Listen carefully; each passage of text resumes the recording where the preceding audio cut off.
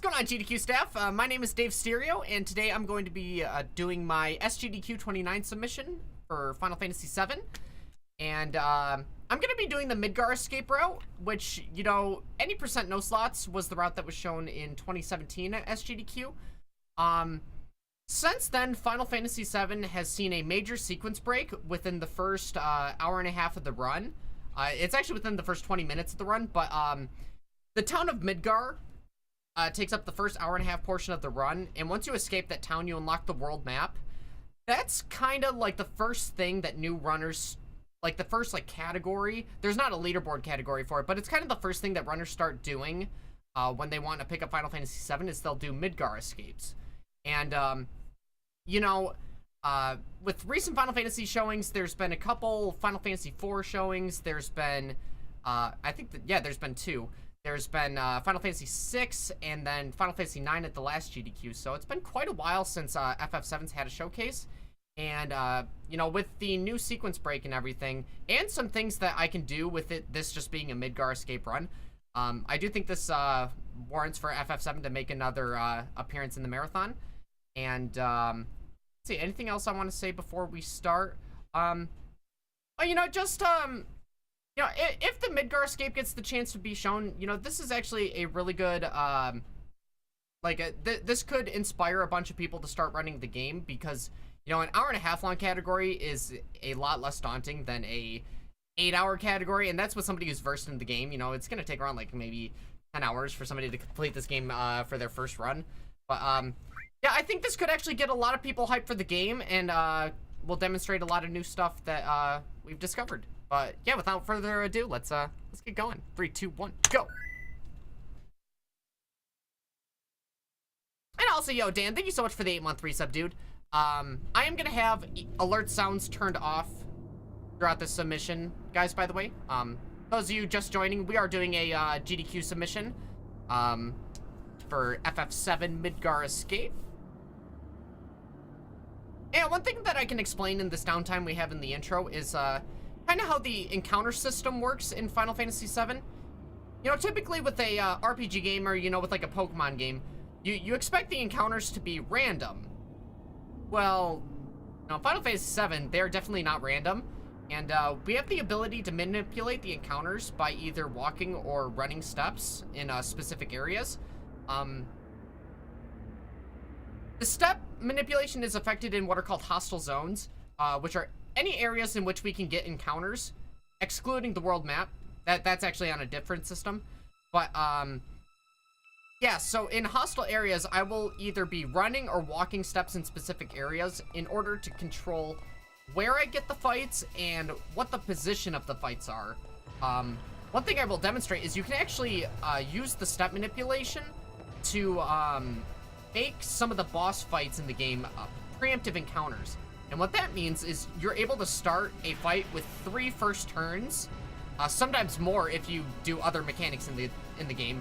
But you're guaranteed at least 3 first turns, and yeah, that'll help us out in the run. But it relies on perfect movement, and if you lose the manipulation at any point in the run, that is kind of it. You know, it's kind of it, and you got to reset.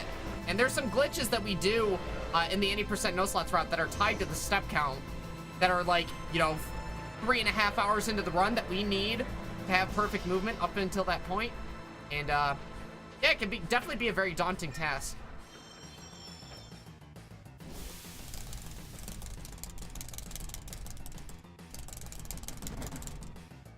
But alright, starting things off, we're gonna open the menu and we're gonna boost all of the battle speeds and the field messages, you know, all these text boxes and stuff. We're gonna make those go as fast as possible.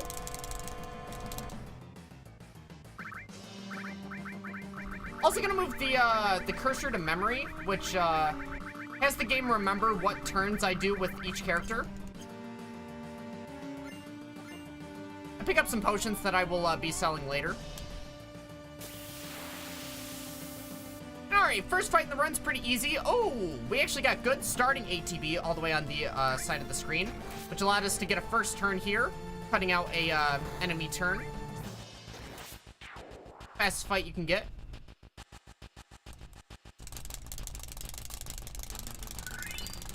And yes, as you can hear, another component to this game is mashing. The text boxes populate at 2 characters per frame. I believe I'm correct on that. I'm pretty sure it's 2 characters per frame.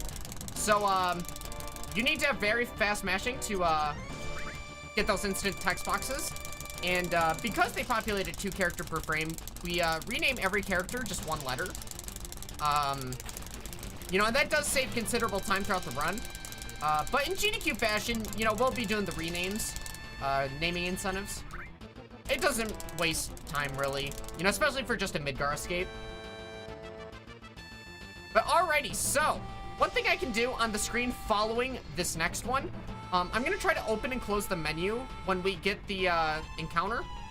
On the exact frame, it is a frame perfect trick. And if I do it correctly, I will be able to skip the encounter.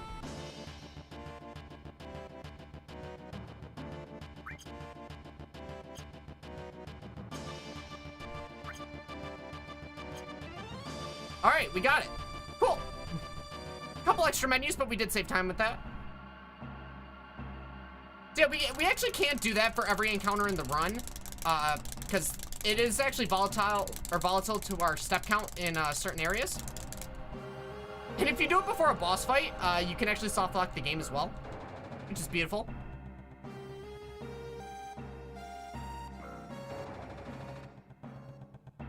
And so I mentioned fast text smashing earlier. It's actually going to come into play with this elevator. The elevator is going to do pulsing cycles going up and down, and ultimately it can only return to the bottom when it's on the bottom. So I'm going to try to get a good cycle with my text box mashing.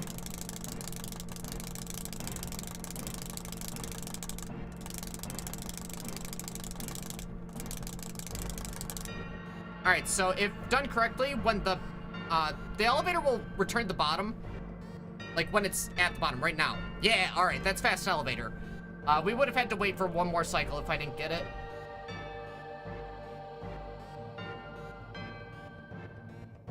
Wow, almost got caught on the corners. But yeah, so we need to take the perfect lines on each screen to minimize the amount of steps we take. Actually, on the way back, I'm gonna be doing some specific movement to do a manipulation with the step manipulation. But I'll explain that more when when we're on our way out.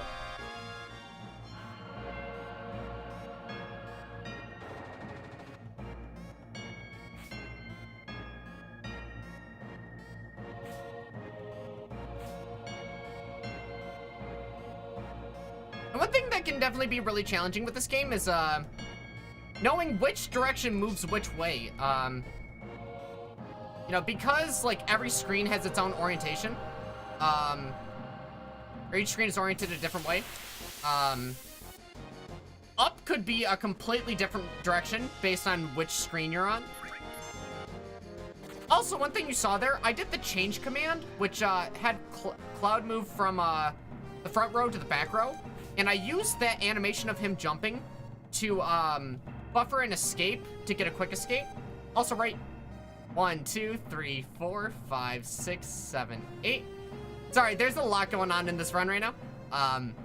That was my first instance of walking steps. The first step that's registered in the game isn't actually seen.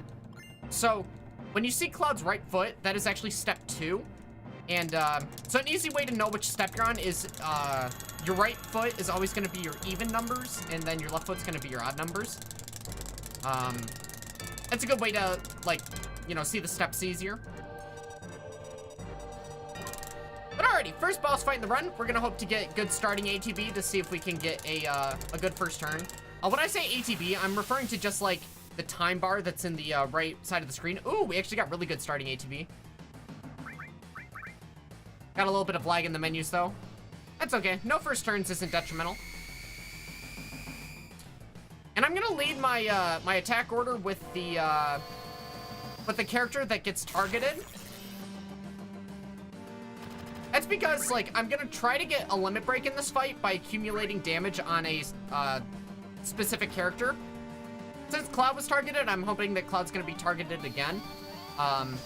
This is because limit breaks have a special property where they take turn priority, where, like, if the enemies have a bunch of moves queued, and then you put a limit break through, the limit break is going to be the next thing that happens. So in these turn cycles, it'll allow me to actually get 3 turns before he does, or before Guard Scorpion does. Not looking like I'm going to get a limit break this time, though. But that's fine. It would actually come into play more in the any percent no slots route, where we need to do 8 of Cloud's level 1 limit breaks to unlock a move that we need in the route later. But we actually don't need to do 8 Bravers for this route, luckily, so we don't need to start counting our Bravers. And alright, right here, I'm holding the attack menu with Barret. So even though it's been overwritten with the limit text, I still have an attack queued. So I'm gonna wait for Guard Scorpion to put his laser down, cue my moves, and then while Cloud's buffering his, or doing his bolt, I'm gonna buffer Barret's limit break. And normally Guard Scorpion would do his move here, but since we buffered the limit break, Barret's gonna be able to do that. So you get 3 turns before Guard Scorpion does another move.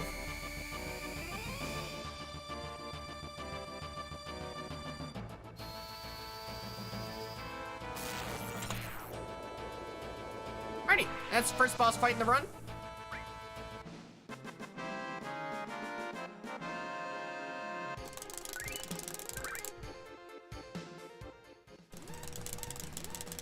Hey, OJ, thank you so much for the Twitch Prime sub, by the way, dude. Thank you, man. Alright, 10 minutes to detonation. That's fine, though. We're not gonna need 10 minutes. See, if I hadn't walked those steps there, I would have gotten an encounter on the way back already.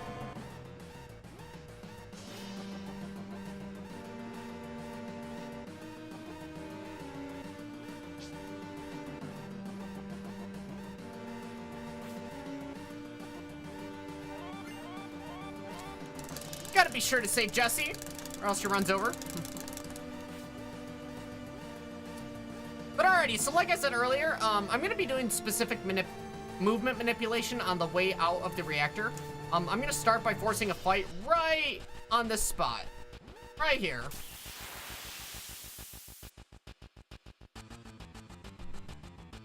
And this is so that I can get a preemptive encounter against the next boss fight. I'm gonna walk to the left here.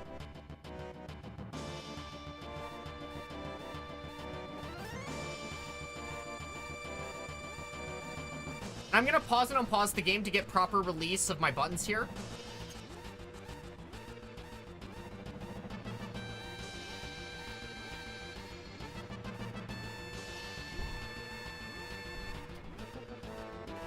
Alrighty, so that I moved all the way to that corner of the screen on purpose. That's part of the manipulation.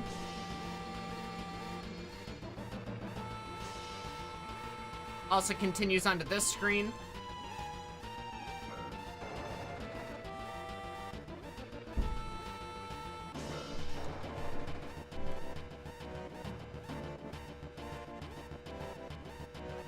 Alrighty, and that's reactor 1.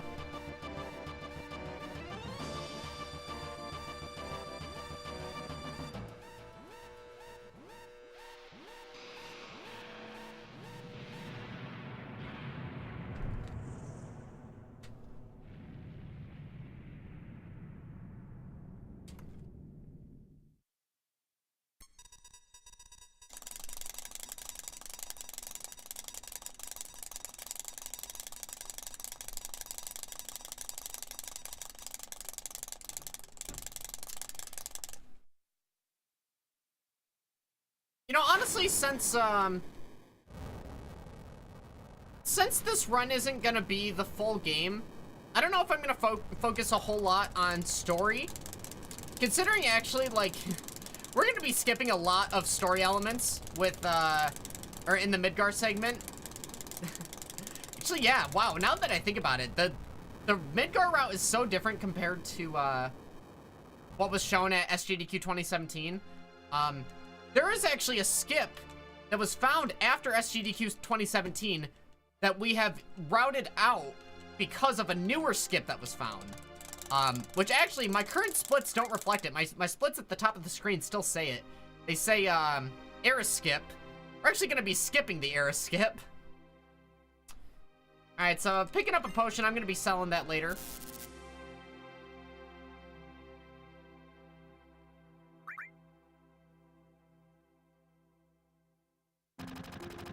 Yeah, so normally you can fight these guys, but we're just gonna peace out.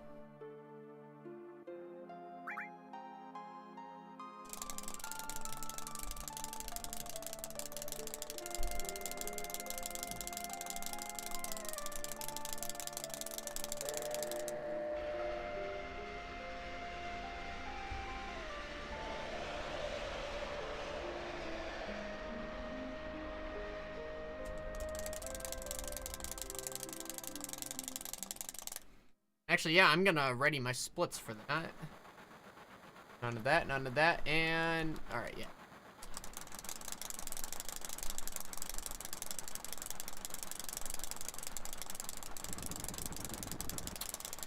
So yeah, in the train segment here, you know, we got some dialogue skipping, but also there is another skip we got coming up. See, that's the thing with FF7. We have these large major skips, you know, that there's a couple of them in the run. But, it's full of just these frequent minor skips that, you know, really add up and start saving a lot of time, and, they're pretty execution heavy. So what I'm gonna try to do here is, I'm gonna try to initiate 2 dialogue boxes at the same time, which will, allow me to retain movement of Cloud. You know, normally when you start talking to an NPC, you're frozen in space and time. But, if I can trigger 2 boxes at the same time, I'm gonna be able to, move Cloud, and I can advance the dialogue to a point where the game registers a cutscene as happening, but I'm gonna exit the room after I close that dialogue box, and then I'm gonna return to the room, being this one we're in right now, and it's gonna have skipped that cutscene that it wants to play, which is Jesse showing us the map. So I'm gonna try to get those 2 boxes at the same time. One of the instances is talking to Jesse, the other one is reaching the bottom of the screen.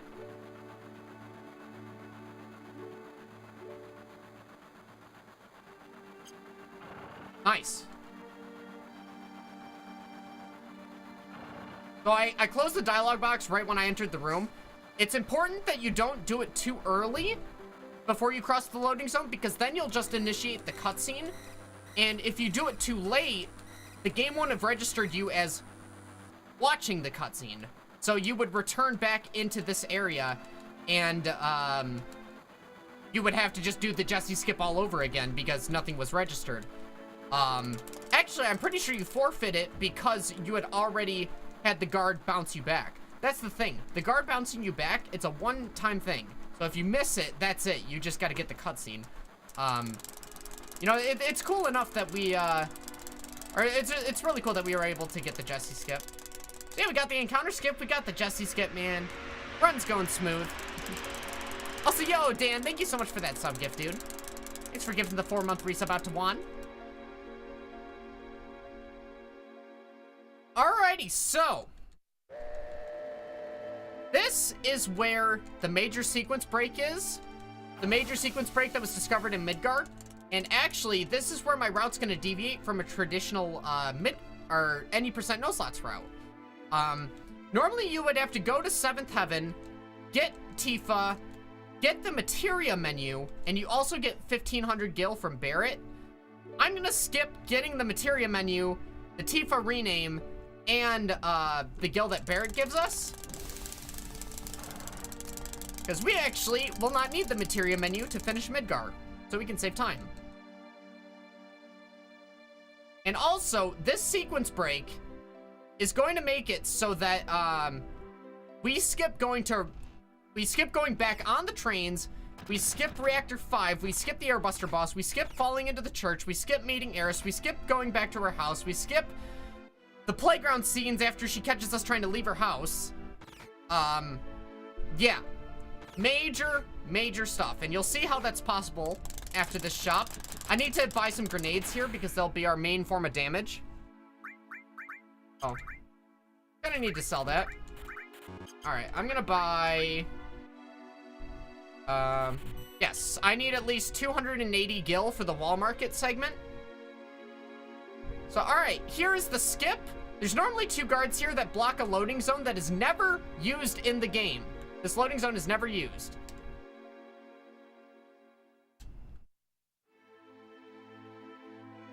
And with very specific movement, you can kind of just sneak through there. And here we go. Look at that. We went straight from Sector 7 right to Wall Market. From Sector 7 straight to Wall Market. That is a huge skip. You know, if you go to 7th Heaven and get the materia menu and stuff, you know, that saves around 20 minutes, but we were able to save like an extra 5 minutes, or 4 minutes, 4.5, 5 minutes, by not, getting the materia menu and doing the Tifa rename. Also, something that is hilarious, you know, Final Fantasy VII has the whole Aerith versus Aerith translation debate sort of thing. If you do this glitch, Aerith is placed in your party with the name Aerith. Which means, in the game files, her name is actually Aerith, but since you always confirm her name because you naturally meet her, and her naming screen has Aerith on there, that's why everybody has Aerith as a character. But yeah, I guess the in-game files, I guess it's Aerith because, you know, since we reach Wall Market, it updates our story flags to include Aerith in our party. It's like, hey, you're in Wall Market, you must have met Aerith, so here you go, she's in your party now. Also, similar thing with Tifa. Since we skipped the rename with Tifa, her name is just, you know, it's gonna be Tifa. Thus, we can't do a rename incentive for Tifa. There'll be rename incentives for Cloud, Barret, and Red 13. And all right, Wall Market segment, you know, we're gonna gather a bunch of clothing items together.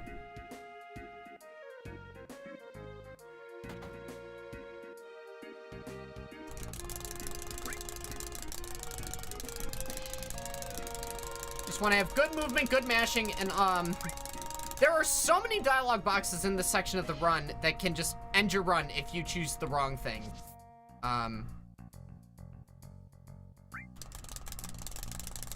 So when this guy delivers the food, I have to make sure to do the second dialogue option.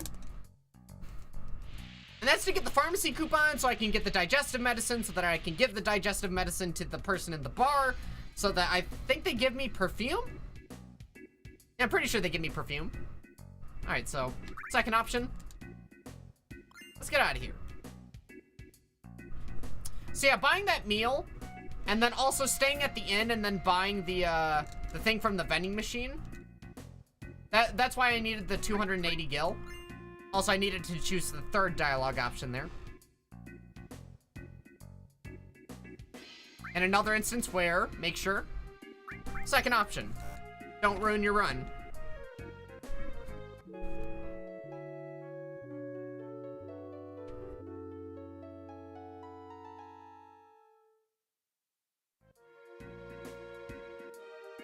And alright, so we actually have another skip coming up here. It's called the bar skip. And, you know, typically in the bar here, there's 2 conversations you can have. There's the person in the bathroom that you get the perfume from, and then there's the dress shop owner that you choose the dress from. We're actually going to have both of those conversations at the exact same time, and that is because there's a door in the bar that, for some reason, when you open the door, you have a text box on screen, yet you can still move with Cloud. So, I'm going to start off by grabbing the door text, keeping the door open, start this conversation so I can still move Cloud, close the door so that I can get text later. I'm going to maneuver to a very specific dialogue box, reopen the door, do a bunch of stuff. Not soft lock the game, by the way. Make sure that's on the screen. Bottom, wait till they fully load, go. Keep that on screen. If I were to exit that last thing, that last dialogue box, I would soft lock the game. That's the thing. There's so many opportunities where you can soft lock the game there if you don't know how to control the dialogue boxes properly.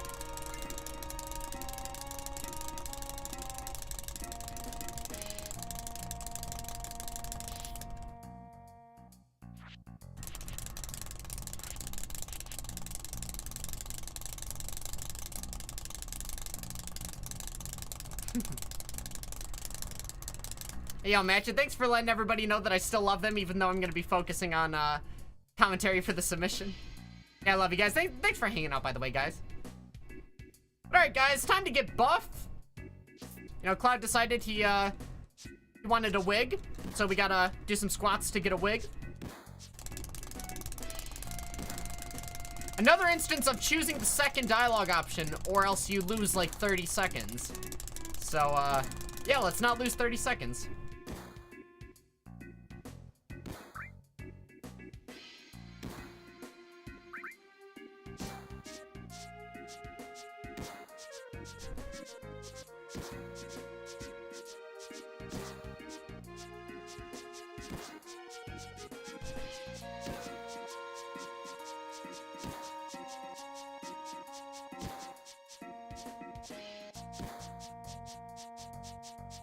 Yeah, doing this whole side quest of gathering all of the clothing items, this is so that we can get picked by Don Corneo in his mansion, and, it makes it so that we avoid getting a bunch of fights in his mansion that we don't have the grenades for, and they just take a while.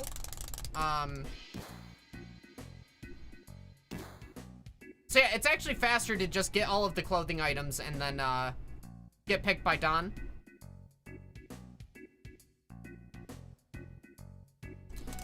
And one thing that I haven't really mentioned that, I do on specific screens, you have the ability to move Cloud or change his direction with, the L1 and R1 buttons. If you do L1, I'm pretty sure it's 15 degrees. It'll tilt you left from his perspective. So L1 will tilt him left from Cloud's perspective.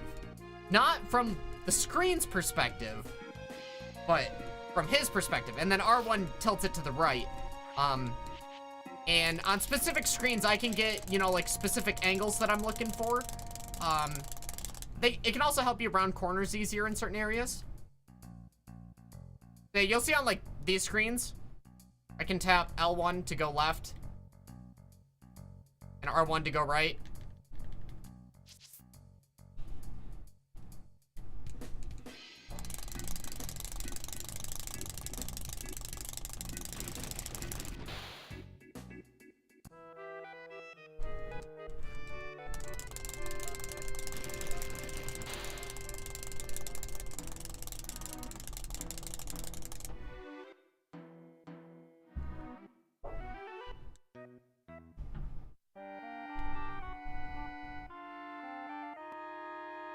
Alrighty, Don Corneo's mansion pretty much just have dialogue in here that we gotta skip.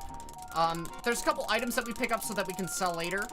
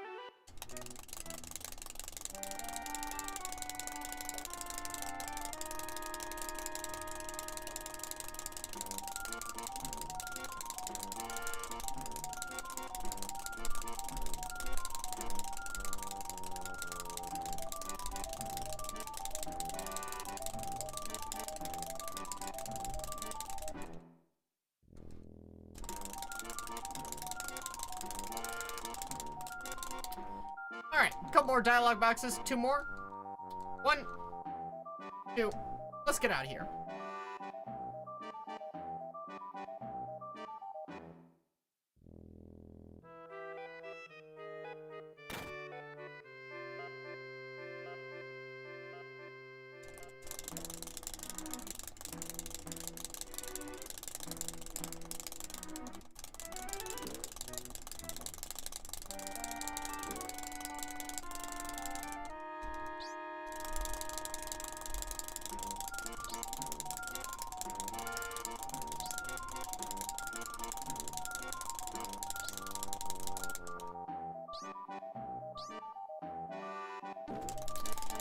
And yeah, like, as for incentives outside of, the character renames, I have, like, one in mind. You could perform the, Midgar Zolom skip. And, actually, one thing about doing the Midgar Zolom skip after doing a, just a Midgar escape, if you choose to not progress with the story naturally and go to Calm and do the flashback, and you kind of just go straight to the Zolom and do the Zolom skip, there is a text box there that says, hey, we should probably go to Calm, you know, because that's where we said we were going to meet up. So there's an invisible wall there that stops you from progressing. I was thinking about posing it to the community as being like, hey, this is a huge wall in the speed run, and we need everybody that can, like, tackle this to try to figure out how to break this. So, that's another reason why I would really like to show off a Zolom skip after the Midgar escape, just so that we can kind of push that out into the community to be like, hey, you know, last time we showed FF7 at GDQ, you guys found something. So, hey, can we find something here? You know, that would save 20 minutes. You know? Like, it'd be another crazy time save. Yo, Dirty Tiger, thanks for the 1,000 bits. Damn. I will, I'll thank you properly after the showcase that I'm recording right now, but thank you so much, Dirty Tiger.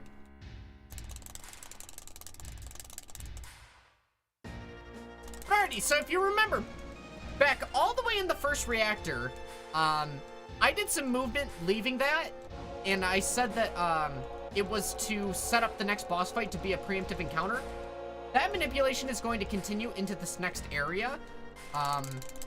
Because actually this next area is the only hostile field that we've been in since the first reactor.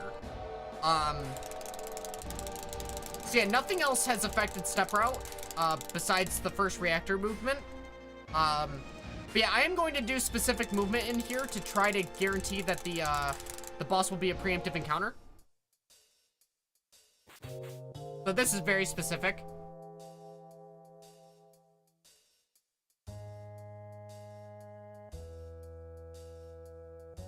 And if done correctly, this should be a preemptive encounter. If it's not the end of the world, because there are plenty of different strats you can do and ways you can save grenades.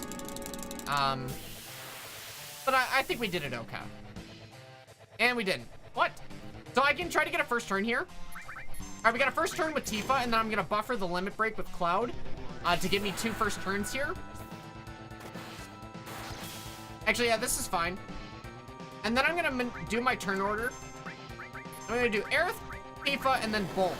This Bolt with Cloud, we wouldn't have to do it if we get the preempt, but what this Bolt is gonna do is it's gonna delay Apps' turn order so that these Aerith and Tifa grenades are going to go through again, whereas he would normally get another turn. But since we did that Bolt, it delays his turn.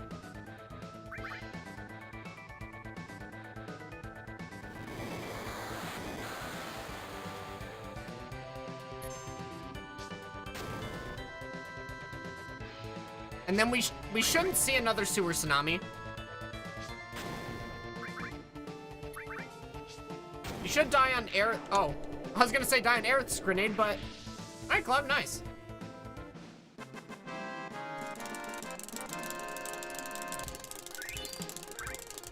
Yeah, so even if you miss that preemptive, you're still like on step count, because I can tell you that my next fight is gonna be against 3 turtles, and that fight is gonna be a preemptive encounter. It's gonna be after this next stair set. Yeah, right there. And, so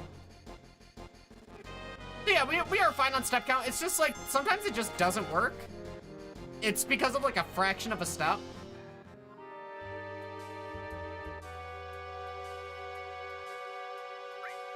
All right, I walked 6 steps there.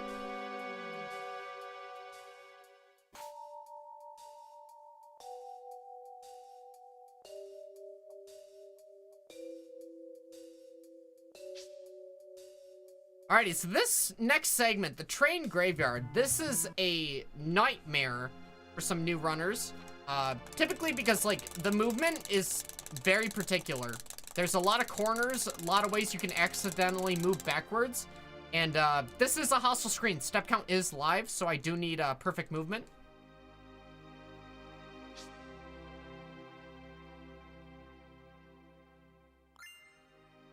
Pick up that high potion so we can sell it later. Well, is that potion? I'm gonna be holding L1 so that I don't have to adjust my my D-pad to be instantly moving after the ladders.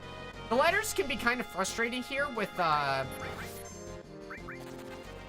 like, the direction that you hold to normally go down the ladders is kind of conflicting to running up, like right there. But since I was holding R1, when Cloud exits the ladder, he instantly is moving the direction I need him to go. And that last screen is definitely one of the best screens to learn to use L1 and R1.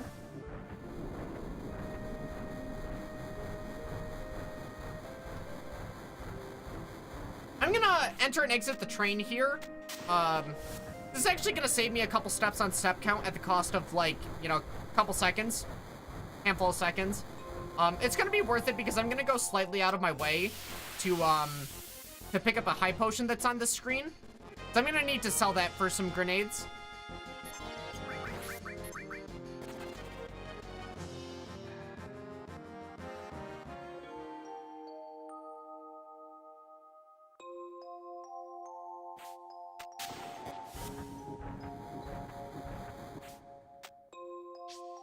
Yeah, so the high potion's over here.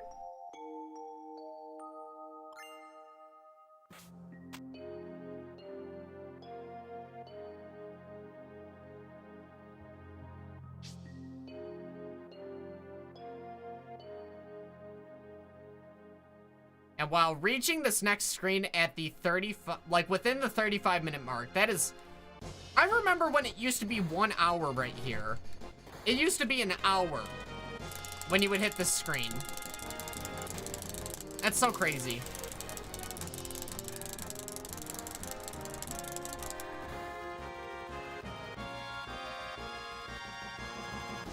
Yeah, I might even try to record another submission that gets the preemptive apps. But honestly, you know, the fact that we got the first encounter skip and Jesse skip, it's like, I don't know. Yeah, we got time to do another submission, but also this one's fine. You know, missing preemptive apps isn't the end of the world.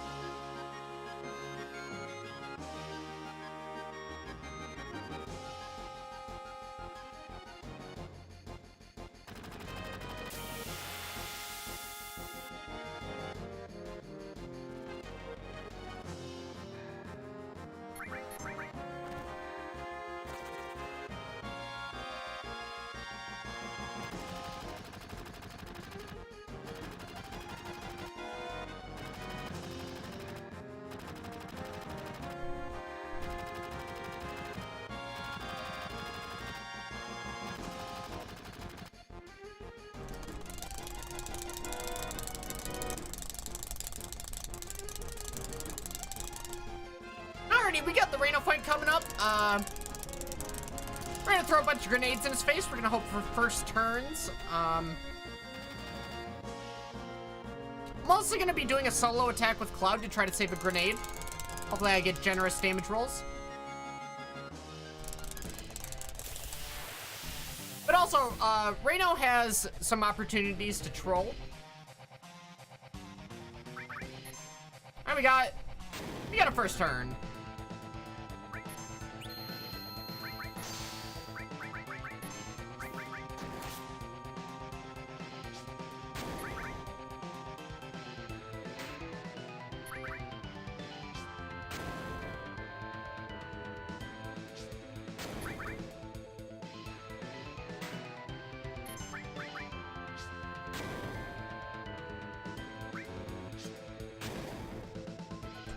Oh.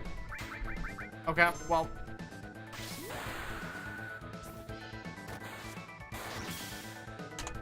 He had like... Whoa! He has like 1 HP.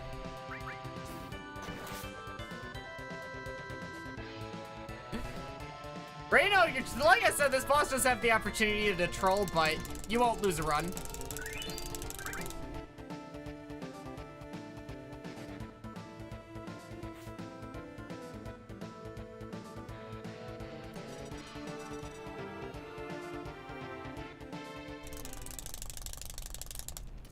See, that's the thing with this route compared to like an any percent no slots route. Like, already with the 80% no slots route, we are strapped for money to afford the amount of grenades that we need. You know, we even deprive ourselves more, or of more money than we do in the normal route. So, I kind of got to do some other things for consideration.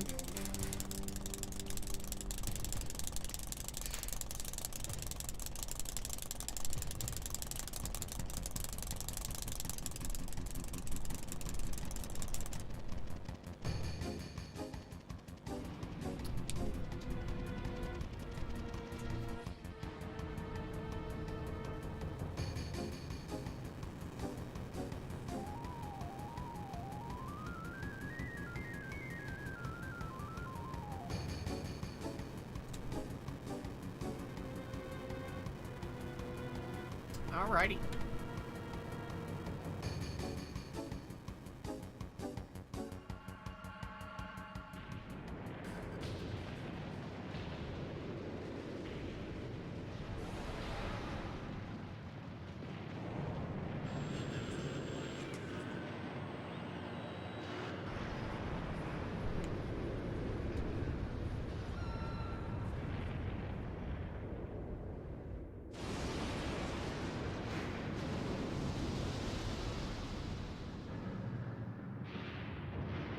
And rip the town.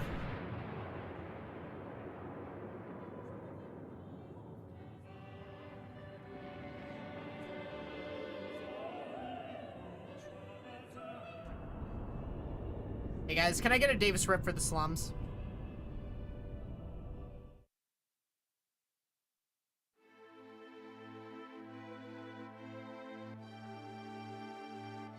Yeah, you know, one thing I would love to actually showcase in the GDQ environment is just how I'm able to mash as fast as I can. And I can't really show it, but it's a 2-finger tapping method. I use 2 hands, and it's pretty flashy. It's pretty flashy. It's definitely got some volume. But it's very efficient, you know, it's fast, and it doesn't kill my hands, so. And lots of runners, you know, lots of JRPG runners, they all have their own techniques for mashing, because, you know, if you're mashing the wrong way, you can definitely, hurt yourself, so you don't want to do that.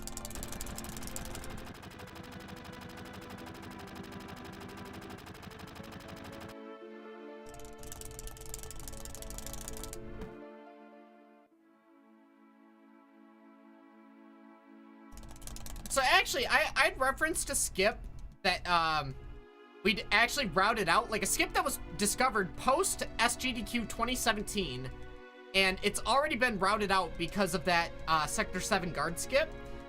It was the Eris skip, as we called it, and it would skip the playground scenes that you had with her, like in this very area that we were at. You know, normally she catches you after you try to leave her house, and then you have the scenes here. There was a 50-50 RNG skip that allowed us to either save 90 seconds or cry, and I hated it. I mean, it was okay. It was just kind of dumb, but now I'm glad that we were given a consistent skip in its place, and there's no longer a 50-50 shot on the run continuing or not.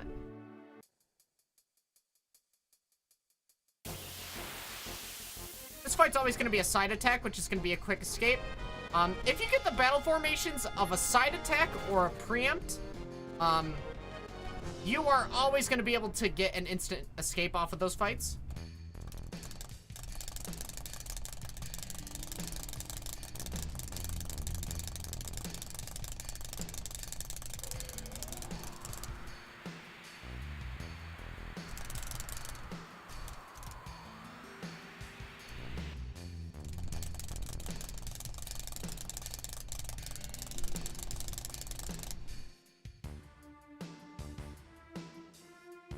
Another screen here that's really tricky for movement.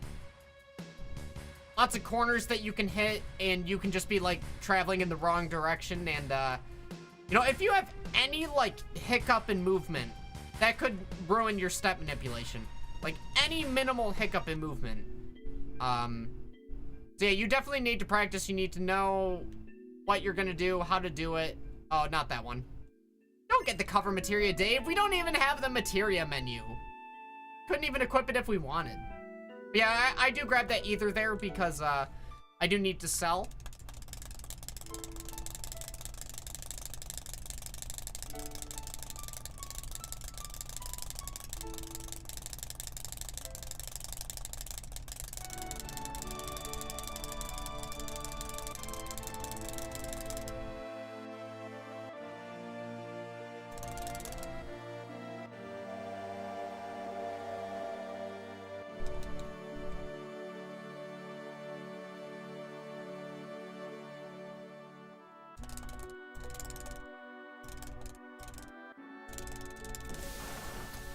And just get a little story break here where we match dialogue. We learn about Eris's mom and Elmira's husband.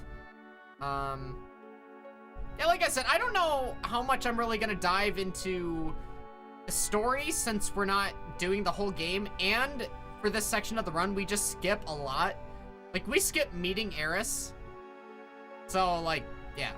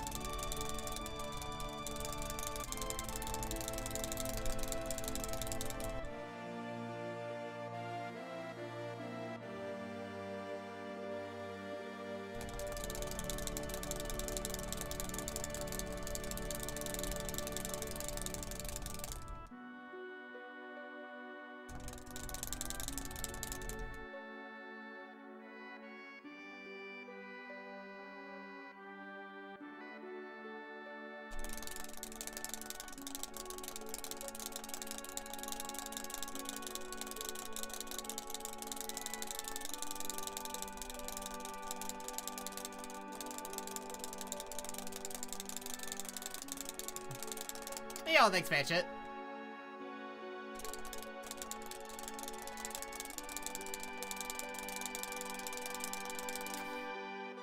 Alrighty, so typically in a run at this point, we would kind of just try to leave Eris's house.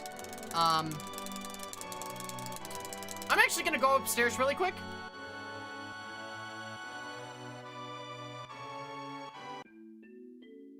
Because, nope, we don't want to sleep. We want the stuff, because I'm gonna sell that for some extra grenades.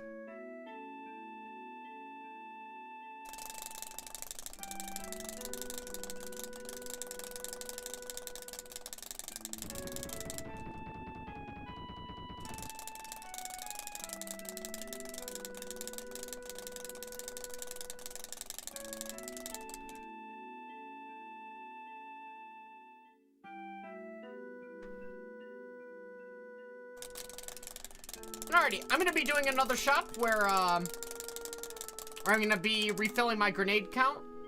I do need at least 300 gil, though, for another shop in Wall Market.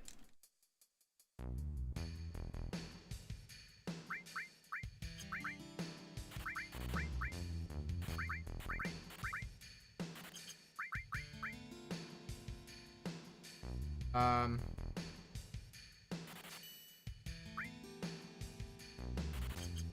Alright, yeah. Very good with that count. The one thing, like, you can get extra potion drops of certain enemies in the run. So, there's a chance you could afford an extra grenade, but you also don't want to screw yourself on the difference and accidentally overspend.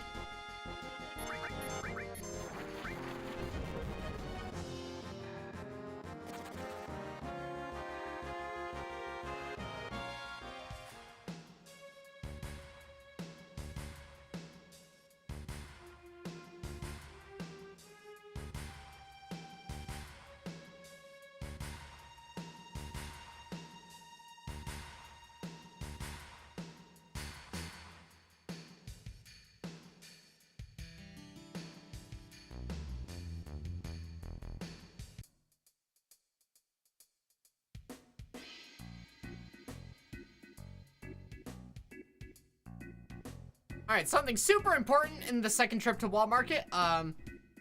Not forget to buy the batteries. This is a mistake that will cost you, like, 2 minutes when you discover you've made it. Alright, we are good.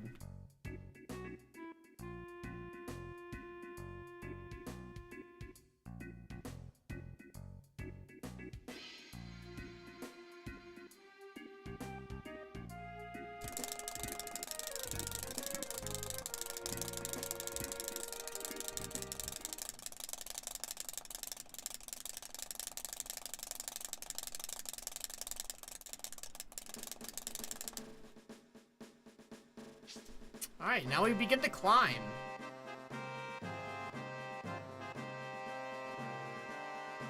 You know, if there was a way... If there was a somehow a way we could get this wire to be here, like on our first trip to Wall Market, that would be a crazy sequence break, but I don't think that one's possible.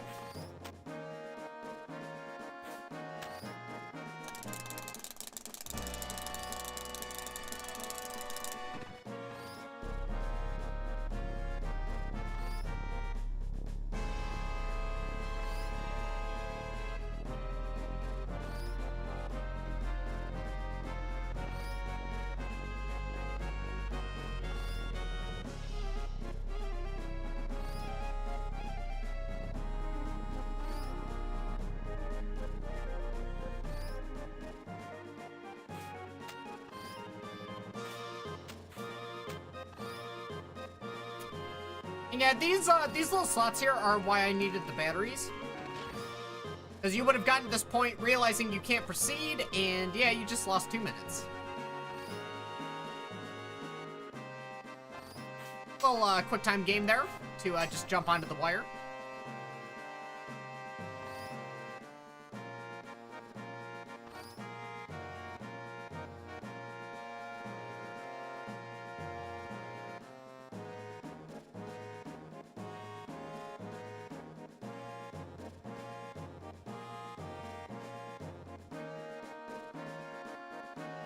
All right.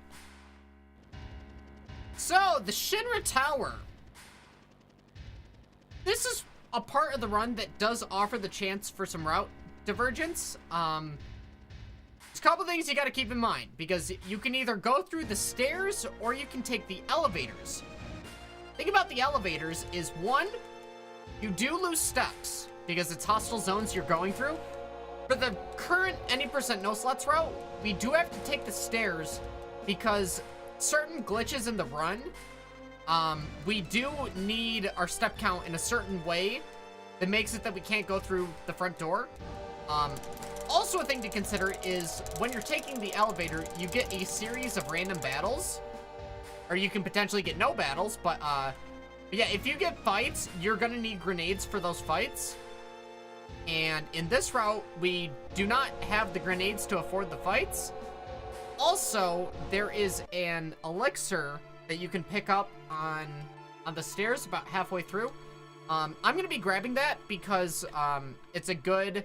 I mean, normally in the any % no slots route, it's a insta-kill item against a boss fight about 3.5 hours into the run. But It's also a full heal item, and I'm going to be having it as a backup for a boss that control later. Yeah, normally elixirs are full heal items, but if you throw them on an undead enemy, it's an insta-kill against them.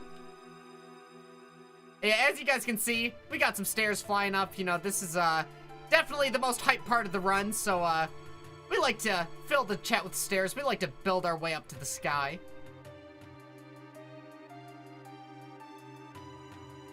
And nice little section of movement here. You know, you need optimal movement here. You can't be bonking on the corners, you know?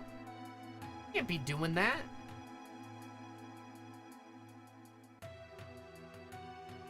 And also, you need to know which screen has the elixir on it. Another important thing.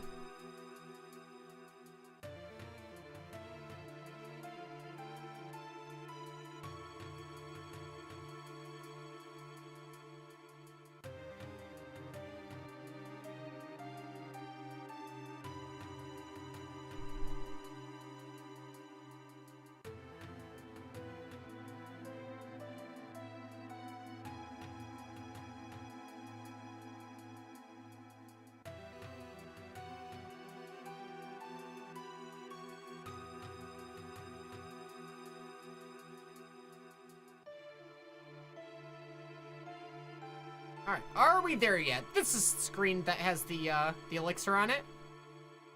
So if I don't grab it, guys, yell at me to go back.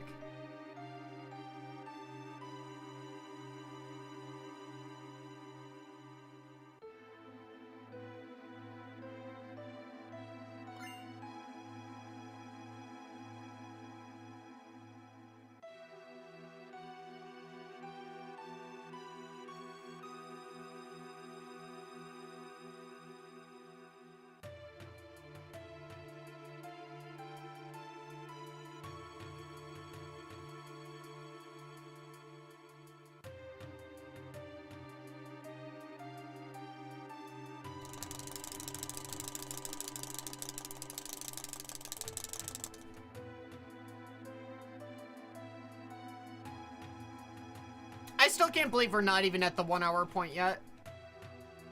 But the fact that we skipped the materia menu, that's so sick. I love it.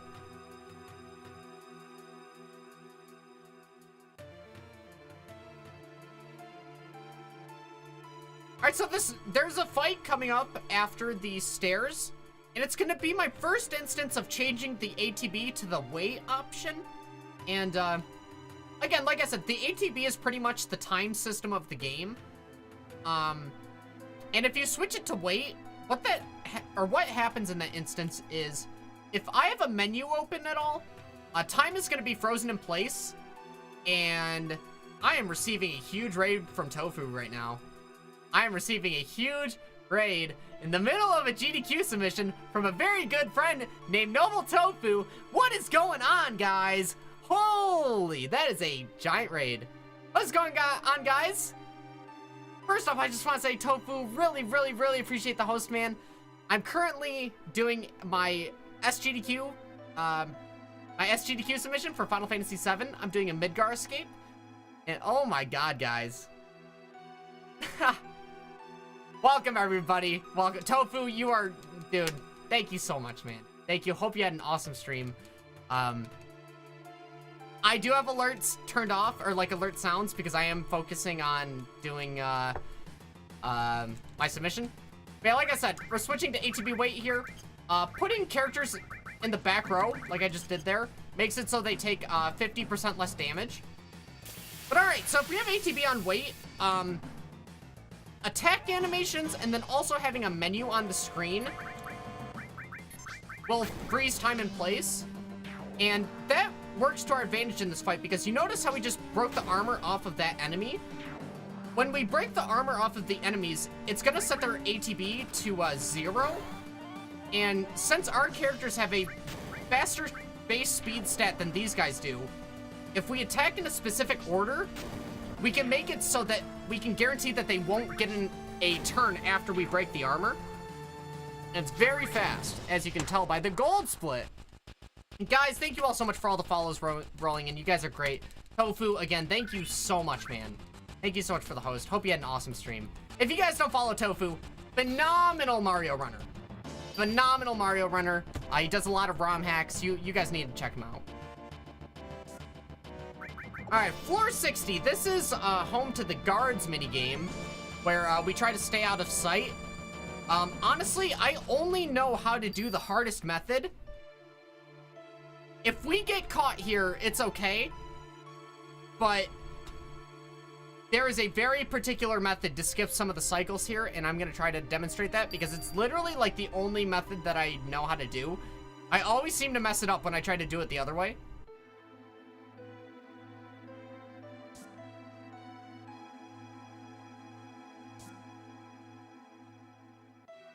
So that was a skip.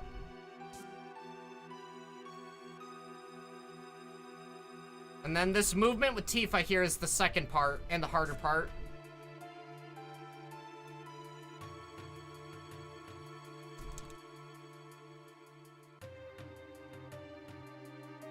Oh, okay. We are fine. We are fine, guys. Okay. I was supposed to make it all the way there with Cloud. Like, all the way to the end. Oh my god. Yeah, see, this is a part where, you know, it's better to be safe than sorry. You don't want to kill the run. Yeah, if you get caught here, you do have to fight two of those red guards again. But we made it.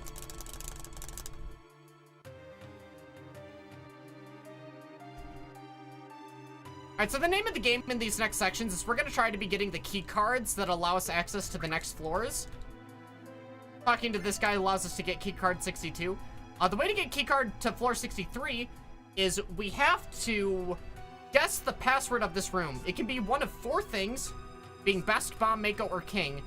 And this one bookcase, the one bookcase that I read there, is consistent with the password. Since it was new plans for urban planning, I know that that password is going to be Mako.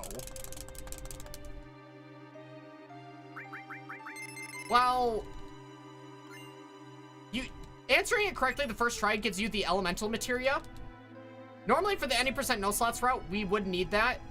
This Midgar escape route, we don't need it, but I also don't want to be wasting time trying to guess the wrong passwords. You know?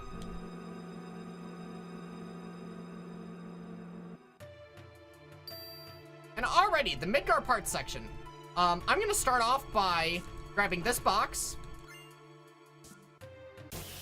getting an encounter, and then I'm going to place this in the first section of the map, and that's going to allow me to go to any other boxes that I want. If you kind of do it out of order, it makes it so, like, the boxes won't open, or certain boxes won't open. It's very weird, but yeah, if you grab grab it from the first box and then place it right there, you can go in any order you please.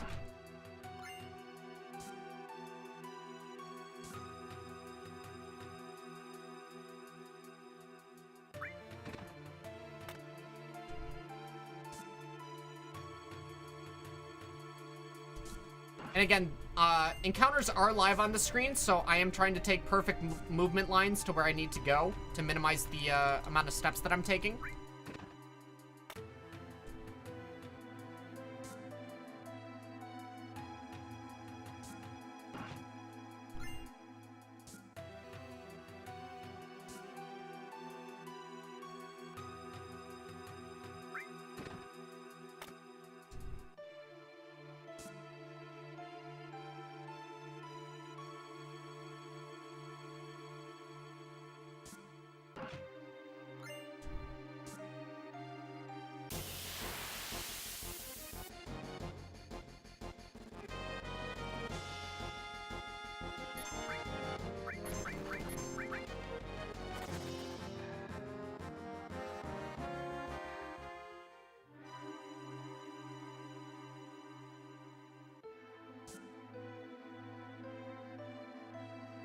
Alrighty, since we've completed the map, it opens the box that allows us to get our key card.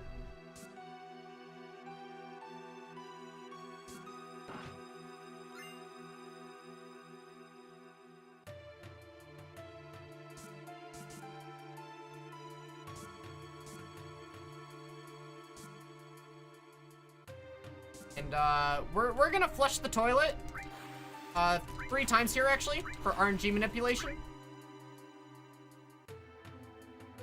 Actually, I'm totally just messing with you guys, but RNG manipulation.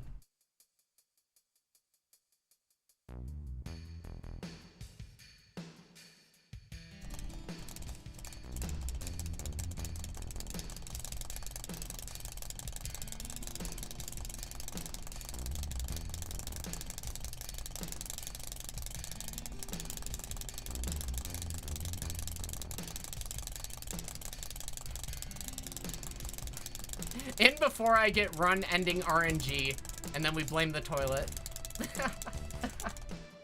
Yeah, right. Nope. See, luckily, like the one boss that could actually be a run ender, I do have a backup item just in case. So.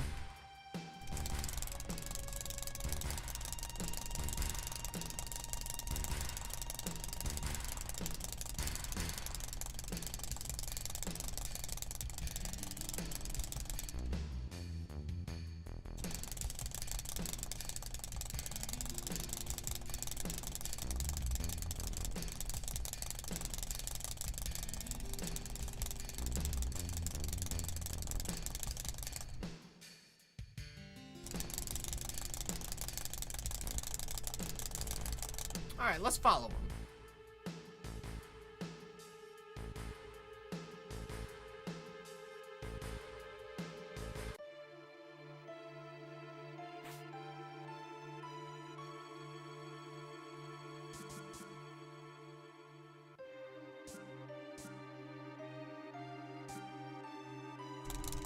Hojo, huh?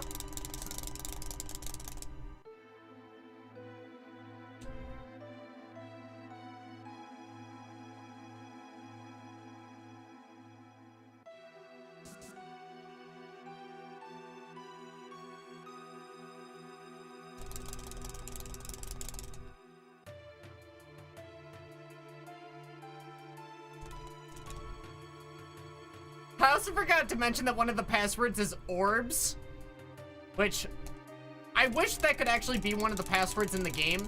Unfortunately, it's not one of the 4 passwords that it could be. But, yeah, there is a orbs password. There is definitely an orbs password, which we will probably make a point to point that out.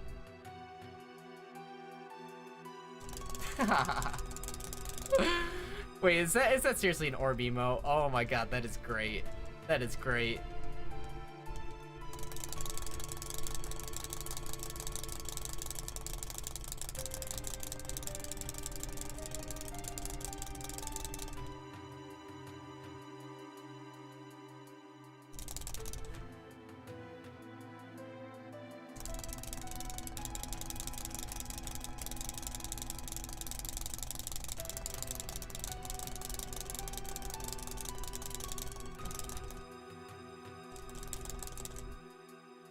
Alrighty, this is where we get introduced to Genova.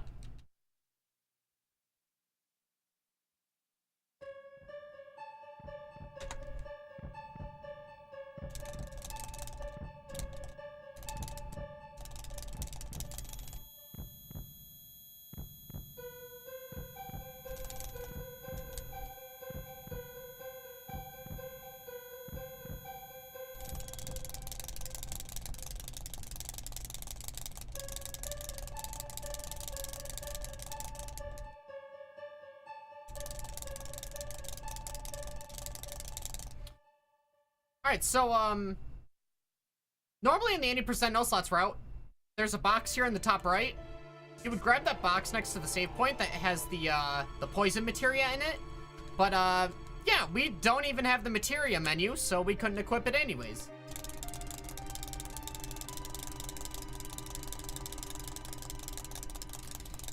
And alrighty, so, you know, we did some strategies in the Shinra Grunts fight, the one with the 3 red guards.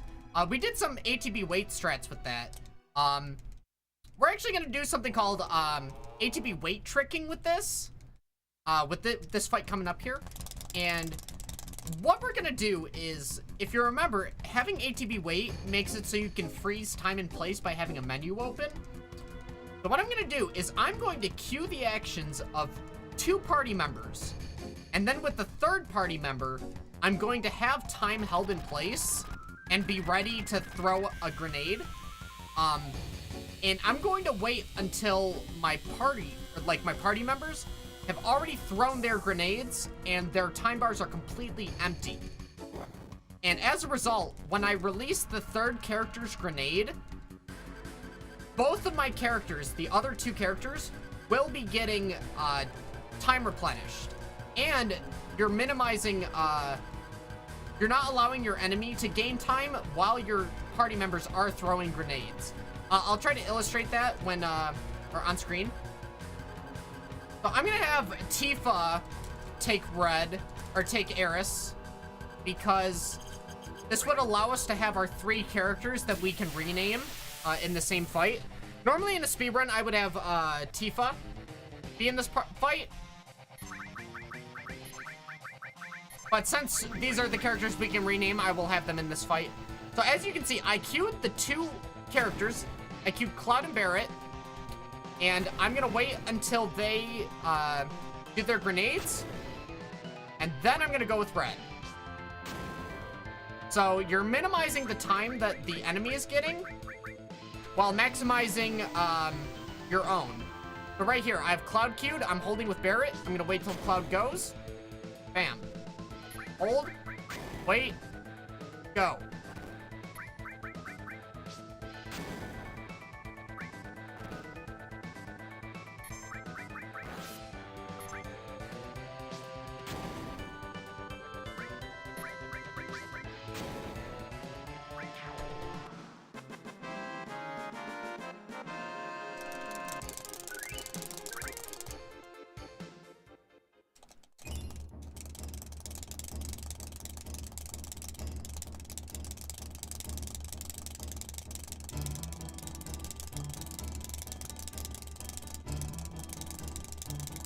And also, yo, Renewbers, thank you so much for the 4 months of Twitch Prime, man.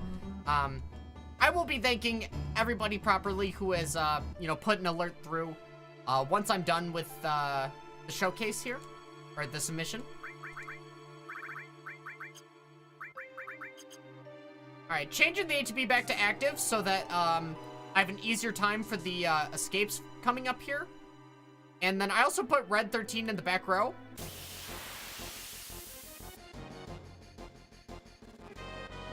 And that's so that he'll take 50% less damage in the fights that he has coming up.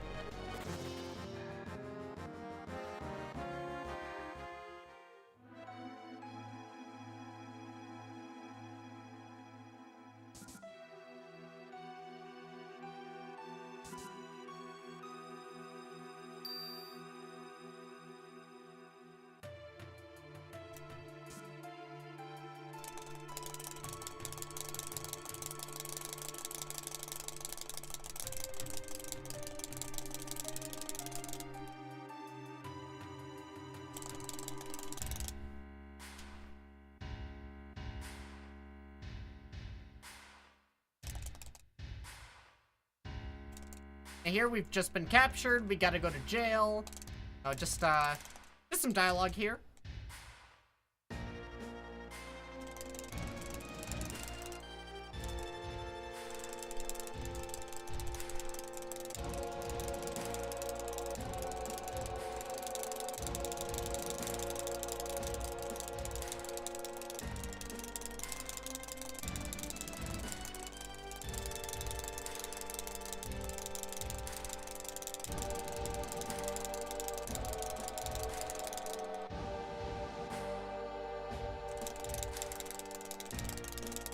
Yeah, actually, for the last boss fight of the game, or the Midgar escape, you would typically just have Cloud, Barret, and Tifa. I'm gonna switch up that party and do Cloud, Barret, and Red 13, since those are the 3 characters that we rename in this route.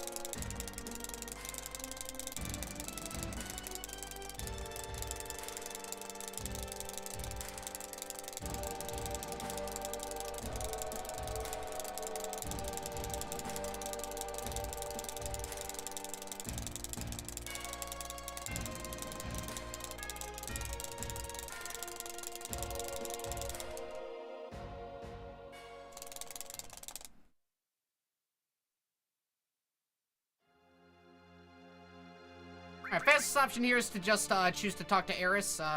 You could have conversations with Barrett and Red in here, but if you talk to Eris, you're given the option to just go to sleep afterwards.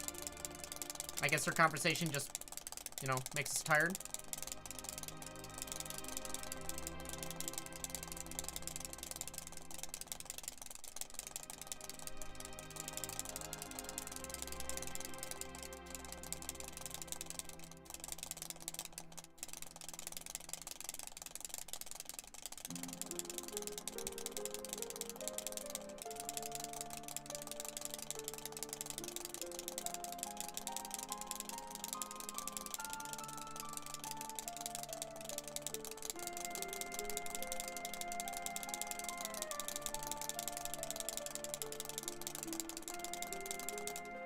Alright, so right here, go to the door, let's just sleep.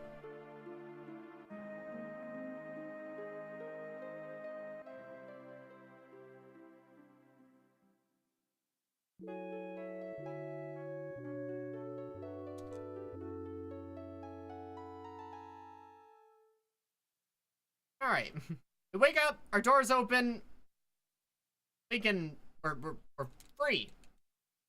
No longer imprisoned. Continue with the speed run. This guy's not having a good day, though.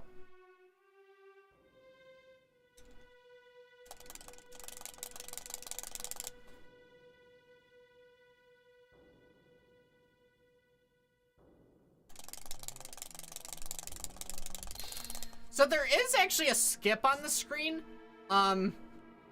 Nobody's actually figured out how or why it happens.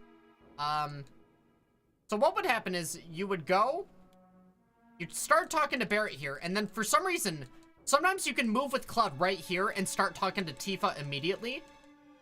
You know, it's like a 3 or 4 second time save. Half the time when you get it, you don't even know you've gotten it because you don't ever expect to have movement of Cloud there. But, it's so random. It's happened to me, like, I think 3 times ever in the, 3-4 years that I've been running this game.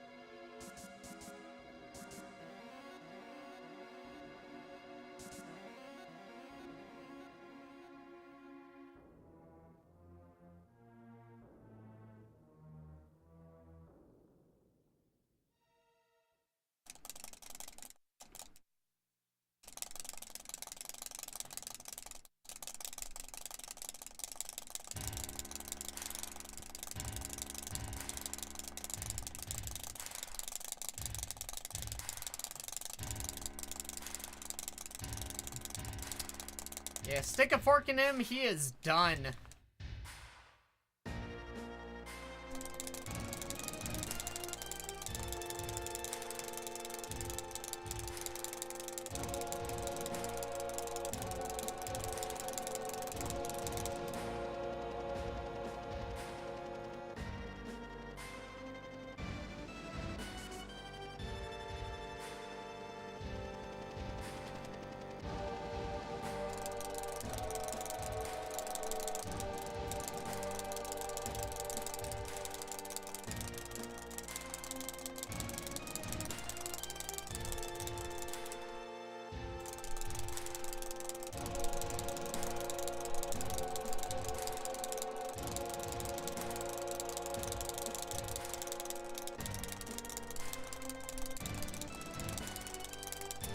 First, just some dialogue. You know, Rufus is giving us his acceptance speech with the fact that his father has passed.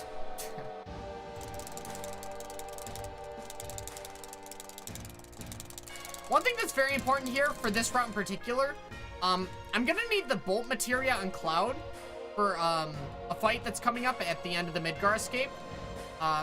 Since the party splits up here, we're given the option to either remove everyone's materia or to keep everything the way it is.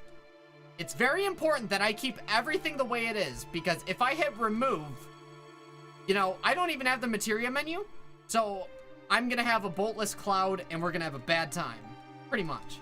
So I have to be 100% certain that we're not going to remove the materia. Leave as is. There we go.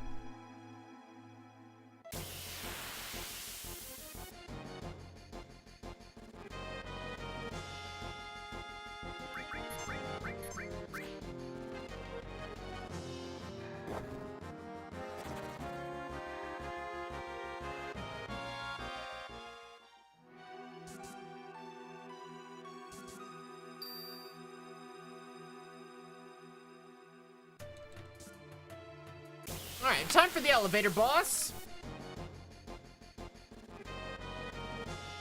Gonna be throwing grenades, and then also gonna be trying to use limit breaks with Barret and Red, so that we can maximize the grenades that we have for the final boss of Midgar.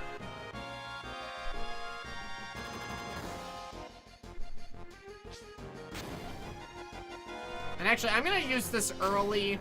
I'm gonna do an early big shot here so that I can maybe get a second one in the middle of the fight.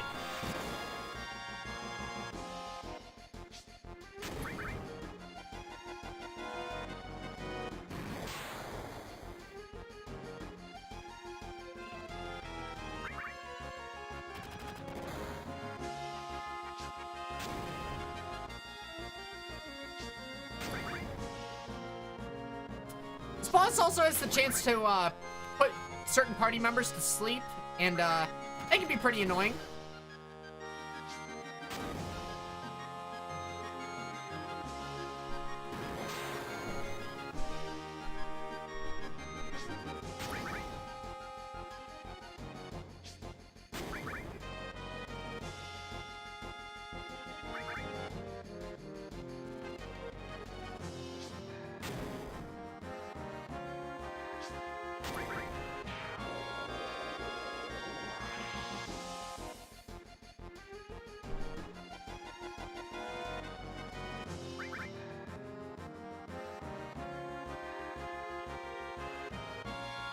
Alright, if Red gets a limit break here, he did not. If I have a limit break at this part of the fight, I do actually have the ability to skip a turn with Heli Gunner.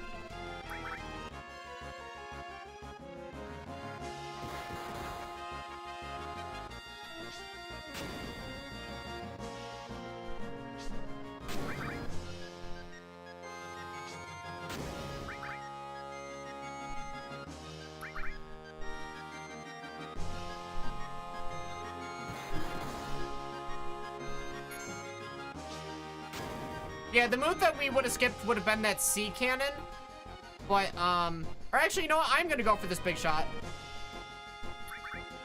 Since I already had 2 grenades queued, that would have finished off Heli Gunner here, but I'm gonna use the big shot just so that I can save a grenade.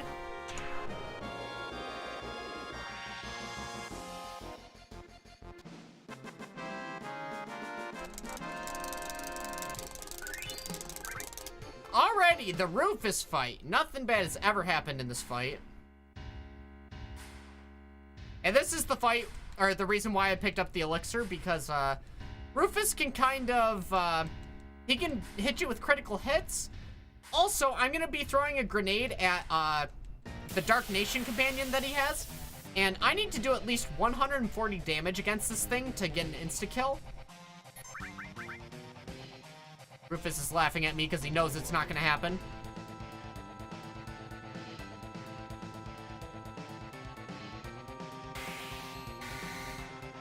Come on. Yeah, all right. Wow, that was a good one.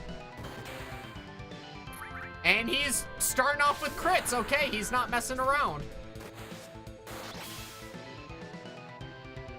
Yeah, as he knows. He's just laughing it up. He's just laughing it up.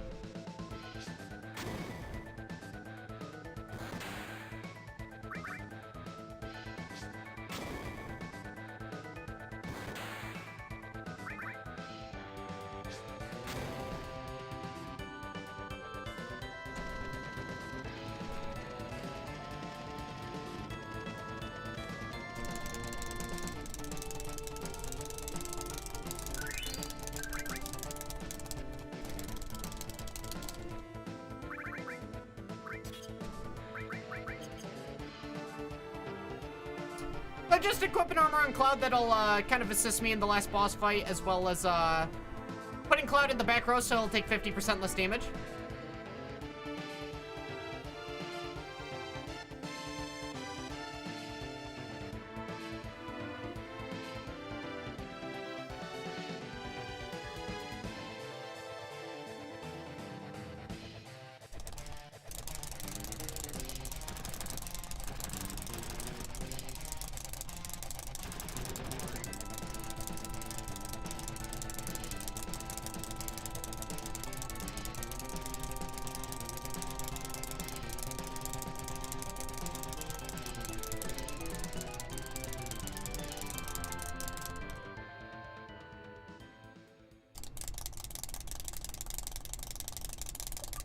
Alrighty, time for one of the best cutscenes the game has to offer.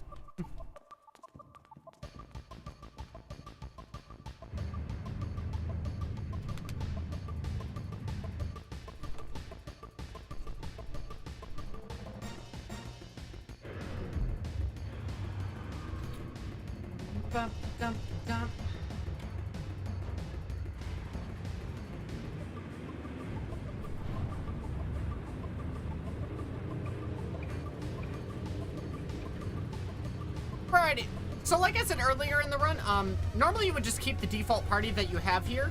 But you know, since we can only rename 3 of the characters, I will be placing Red 13 into the party in place of Tifa. Which I believe is the X button. Pretty sure it's the X button here. X button? X button. Alright, there we go. Hello? Oh. So, with this motorcycle minigame, what we're gonna do here, we're gonna try to get the red bikes on the screen. There's 2 colors, there's the red and the yellow bikes. And we just got 3 red bikes, you know, we got the God RNG. What you can do here is if you just keep slashing the sword, the red bikes are programmed to avoid our sword slashes.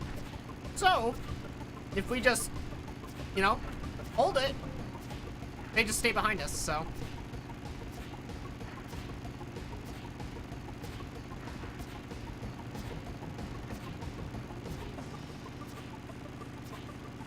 Yeah, this essentially just acts as an auto-scroller. Yeah, we got the godly RNG. There's 3 colors on the PC version. On the PlayStation version, there's only red, yeah, the red and yellow. There's a blue biker in the PC and PS4, or like any version that's based off the Steam version, which is like, you know, your PS4, probably your Switch version.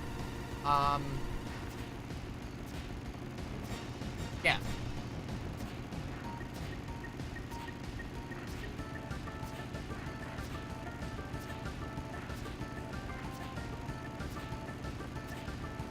Actually, funny enough, I've literally never done a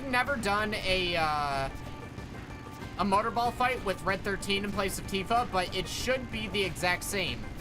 But this is also Final Fantasy VII, so I can get my world rocked.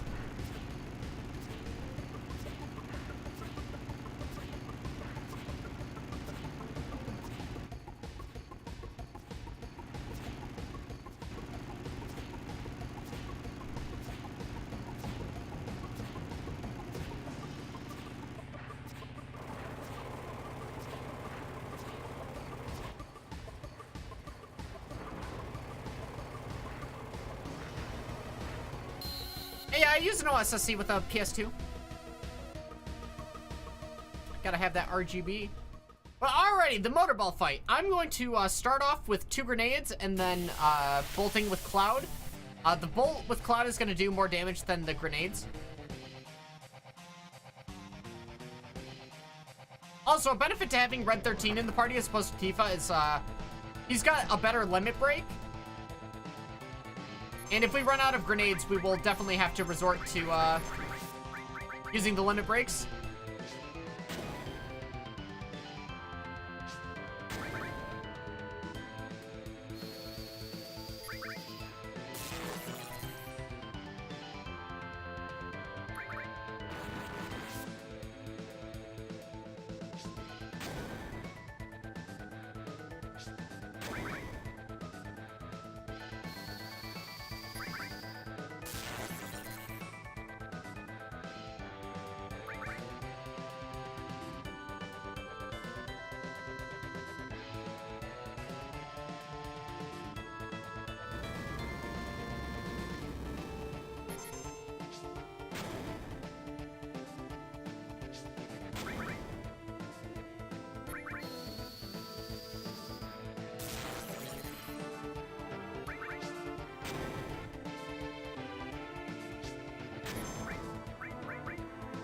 I'm actually gonna do this now.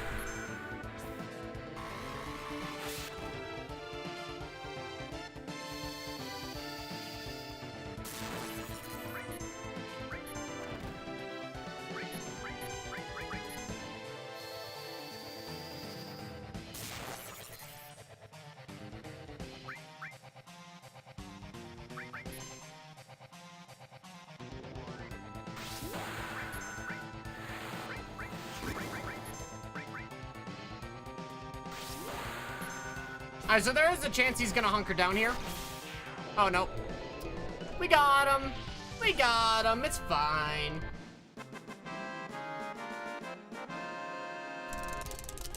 See, again, we do our turns in a specific way so that we can use the fact that limits take turn priority to maximize our turn counts against the enemy. And, yeah, you know, with that, we just took down Motorball. That's the last lethal thing in the run. One last thing, there is one final skip. One more example of getting 2 dialogue boxes to retain movement of Cloud. Normally, you have an argument here at the end to see who the leader's gonna be, and then you have to form your party and then wait for people to talk, and then you leave. I can skip all of that if I get one of those double dialogue boxes. So I'm gonna try to get one off of Barrett, and then one off of the game trying to push me out of the loading zone.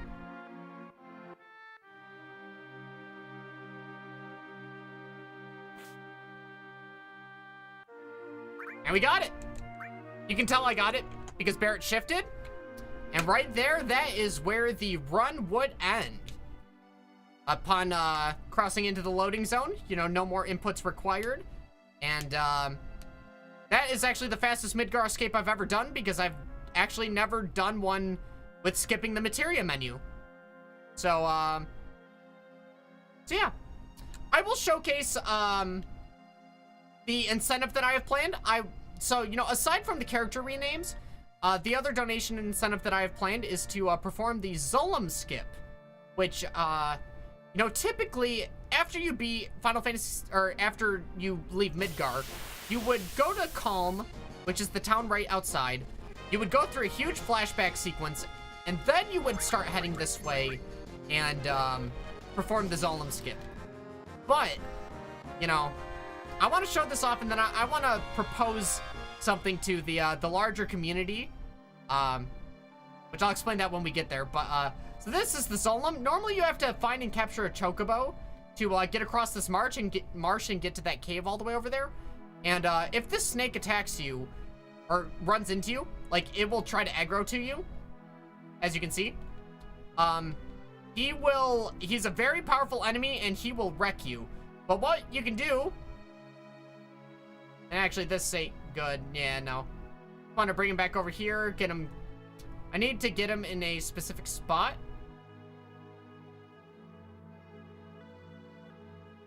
He wants to tilt to the right. Come on, to the right, to the right. Actually, what I can do, I'm going to force a fight and then leave it because it'll spawn him at a default location. It's a nice, consistent way.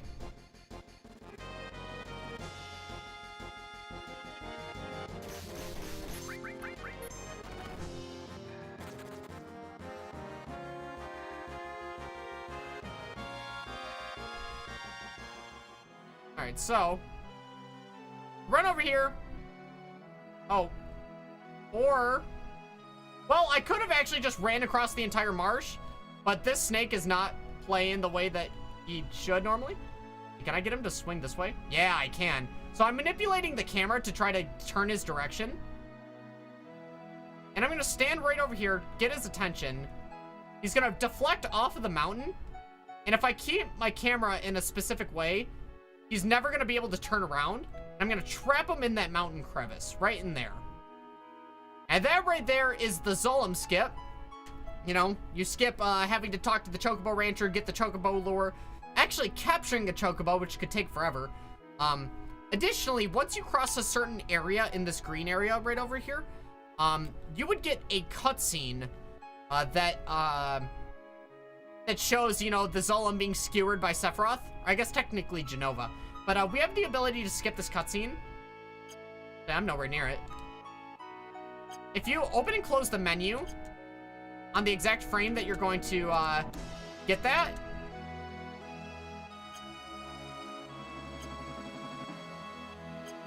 I was very cautious with the menus, but I just wanted to show it. I'm past the trigger, and I've skipped the cutscene, and I can just go right in there. I just wanted to make sure that I got it in the, you know, in the showcase. But so, here's what I want to pose to the broader community. Right here. So normally, you know, I said you have to go to Calm and see the flashback. Which, if you try to progress here, the game stops you and says, hey, if we keep going, we'll never get to Calm. Yeah, we should go to Calm, yeah. So there's an invisible wall here that stops you.